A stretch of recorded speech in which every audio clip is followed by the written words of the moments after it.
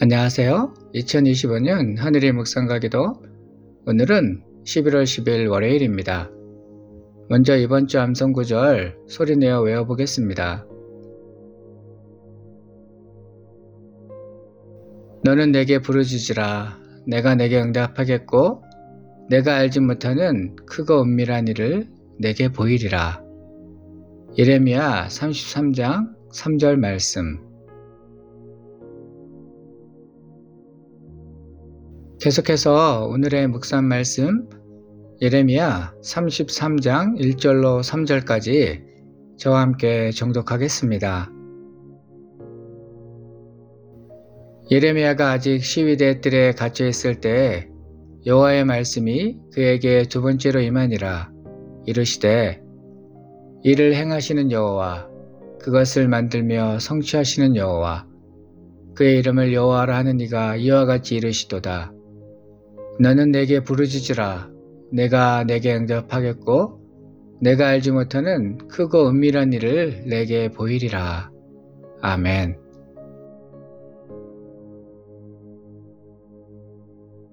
예레미야 33장은 예루살렘이 바벨론 군대에게 포위된 아주 절망적인 상황 속에서 주어진 말씀입니다. 선지자 예레미야는 남유다의 멸망과 회개를 외치며 하나님의 말씀을 전했지만 그 말이 왕의 마음에 들지 않았습니다.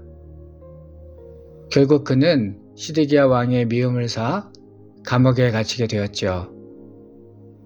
성은 무너져가고 사람들의 마음도 함께 무너졌습니다. 어디에서도 희망이 보이지 않던 바로 그때 하나님께서 예레미야에게 다시 말씀하십니다.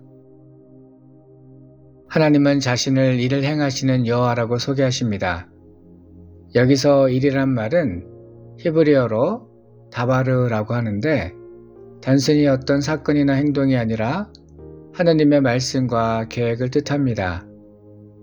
그리고 행하다라는 말은 히브리어로 아사인데 이 단어는 창세기에서 하나님께서 세상을 창조하실 때 사용된 바로 그 동사입니다. 즉 하나님은 혼란과 절망 속에서도 여전히 새 일을 만들어 가시는 창조의 하나님이십니다. 사람의 눈에는 모든 것이 끝난 것처럼 보여도 하나님의 말씀은 지금도 살아 움직이며 세상을 바꾸고 있습니다. 계속해서 하나님은 예레미야에게 말씀하십니다. 너는 내게 부르짖으라. 이 말은 단순히 조용히 속으로 기도하라는 뜻이 아닙니다. 온 마음을 쏟아 간절하게 하나님께 외치라는 것입니다. 하나님은 그런 부르짖음을 들으시고 내가 내게 응답하겠다고 약속하십니다. 여기서 응답하다는 말은 단순히 듣고 있다는 뜻이 아닙니다. 하나님이 직접 우리 삶에 개입하셔서 상황을 바꾸신다는 의미이지요.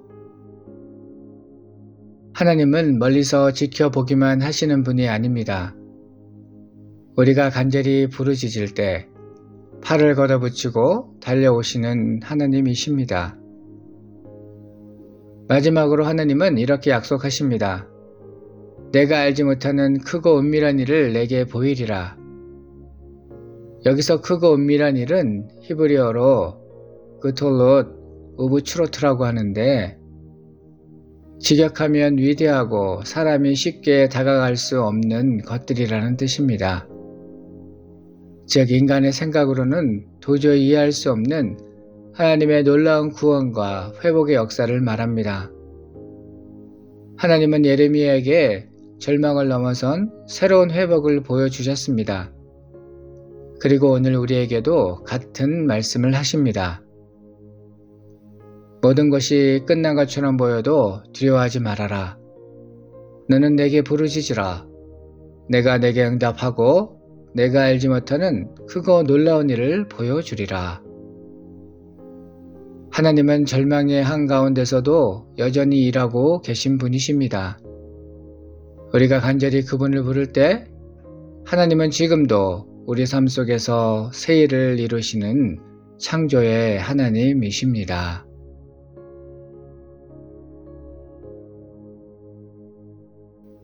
말씀을 묵상하는 시간입니다. 오늘 본문 말씀은 여러분의 삶에 어떤 의미가 있습니까? 이 말씀을 어떻게 적용할 수 있을까요? 잠시 묵상하며 하나님의 음성에 귀 기울이는 시간 되기 바랍니다.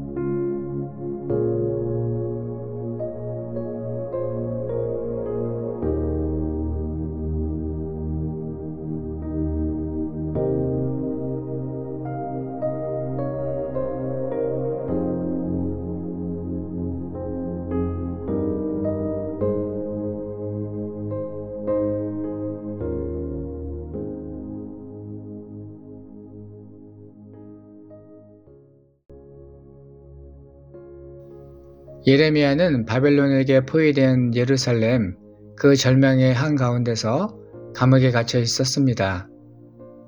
아무 일도 할 수 없는 그 상황에서 하나님께서 말씀하십니다. 너는 내게 부르짖으라. 내가 내게 응답하리라. 마음을 쏟아 목숨 걸고 외치라는 뜻입니다. 하나님은 그 부르짖음을 통해 무너진 곳에서 새로운 일을 시작하십니다. 지금 다니엘 세일의 기도회가 한창인데 2023년 다니엘 기도회 간증의 밤에 섰던 박희석 목사님의 이야기가 생각납니다.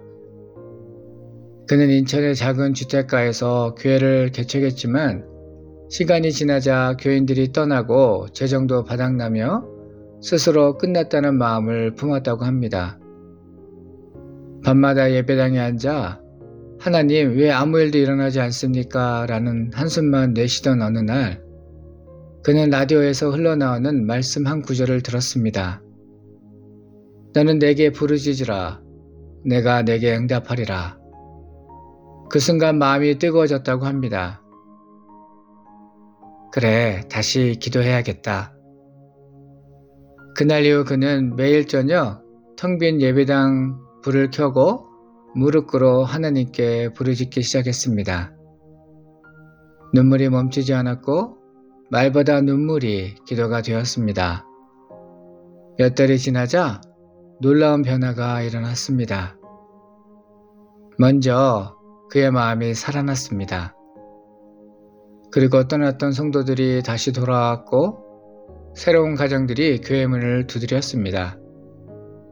그에게 기도는 하나님께 부탁하는 일이 아니라 하나님께 다시 돌아가는 일이었습니다. 나는 언제 마지막으로 하나님께 간절히 부르짖어 기도했는가 돌아보게 됩니다.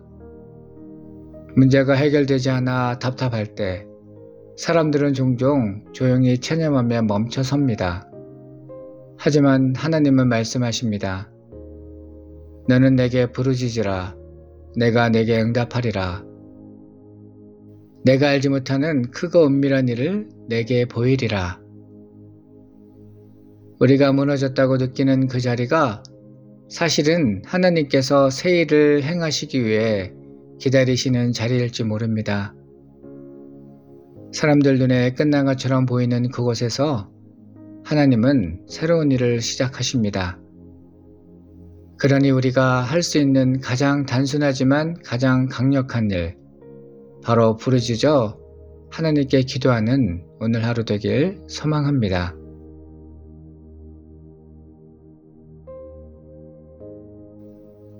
당신의 기도는 무엇입니까? 이 시간 다음의 기도 제목을 가지고 결단하며 기도하겠습니다. 어려움 속에서도 낙심하지 않기를, 부르짖는 눈물의 기도가 회복되기를, 하나님이 행하시는 새로운 시작과 회복을 경험하기를.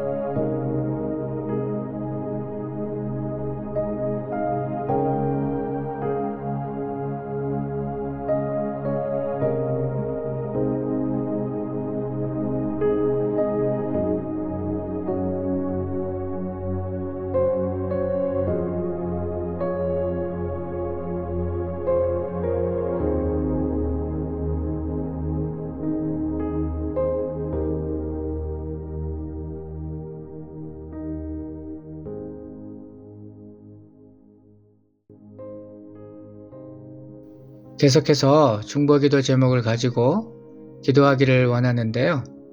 오늘은 우리 자녀들을 위하여 중보하며 기도하겠습니다. 우리의 자녀들에게 하나님을 아는 축복을 허락하여 주시기를, 건강하고 도덕적인 가치들이 회복되기를, 우리 자녀들에게 좋은 친구, 인격적인 선생님, 믿음의 배우자를 만나는 만남의 축복을 허락해 주시기를 기도하겠습니다.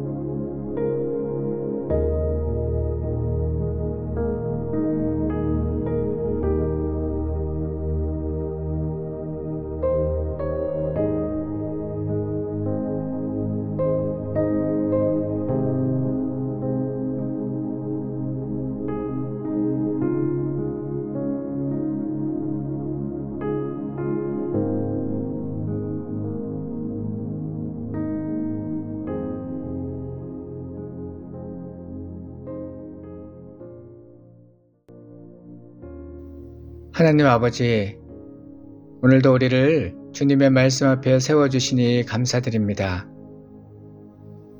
모든 상황 속에서 신실하신 주님을 바라보게 하시고 오직 주님만을 의지하는 오늘 하루 되게 하옵소서. 절망의 순간에도 우리의 부르짖음을 들으시고 응답하시는 하나님을 믿습니다. 우리의 삶 속에서 새 일을 이루시는 주님을 날마다 경험하게 하옵소서. 예수님의 이름으로 기도합니다. 아멘.